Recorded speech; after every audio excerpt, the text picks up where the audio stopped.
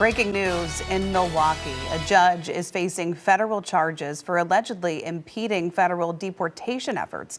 FBI agents are reportedly arresting her in the courthouse. WGN's Courtney Spinelli is in Milwaukee live with what we know tonight. Courtney? Ray and Jenna, good evening. Dozens of people came to the steps here of the federal courthouse holding signs and condemning the arrest of the local judge, saying that it also raises concern for anyone showing in their own court cases. Now, she did face a judge this morning in federal court not long after her arrest. We are here to fight back.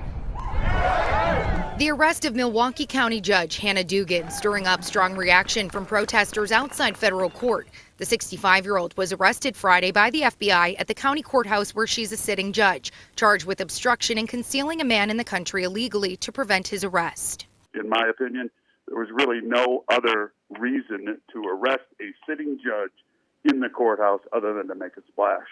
Prominent Milwaukee criminal defense attorney Michael F. Hart weighing in. He feels given the nature of the allegations against Dugan, he calls nonviolent, she should have been allowed to surrender. What could come next for Dugan, he explains. Anytime a judge or a lawyer is charged criminally, formally, with formal criminal charges, I would expect that there would be some judicial tenure or Office of Lawyer Regulation investigation. I would hope Judge Dugan, like any person in America charged with a crime, would get a fair and thorough investigation. The 13-page federal complaint alleges Dugan helped Eduardo Flores Ruiz from Mexico avoid an arrest by immigration officials who had a warrant. Witnesses told investigators Dugan became visibly angry, calling the situation, quote, absurd, and tried to get the federal agents to leave.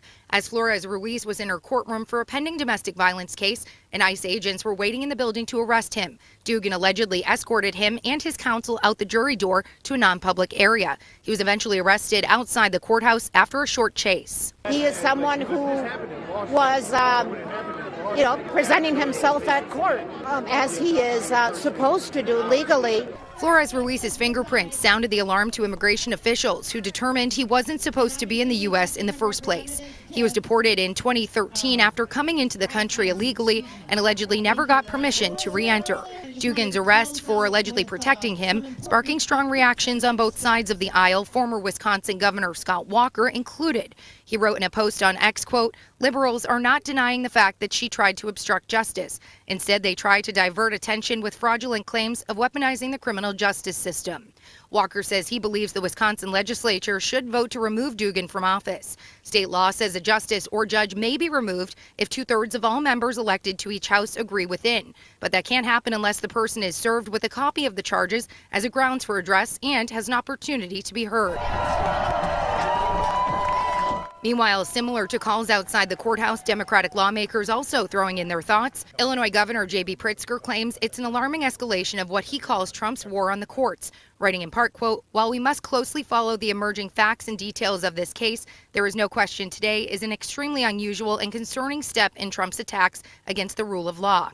A statement from Dugan's attorneys claimed the judge has committed herself to the rule of law and principles of due process. In part, they wrote, quote, Judge Dugan will defend herself vigorously and looks forward to being exonerated. This will be the extent of any statements or interviews at this time. Now, Dugan was released, according to a spokesperson for the U.S. Marshals Service. We also were seeing that Flores Ruiz was being held at the Dodge Detention Facility in Juneau, Wisconsin. I got off the phone with them just moments ago. They say he has been released from their custody, so it's not clear where exactly he is at this time. We also reached out to ICE earlier this afternoon for a statement, but we have yet to hear back. For now, live in Milwaukee, Wisconsin, Courtney Spinelli, WGN News. Courtney, thank you for the update.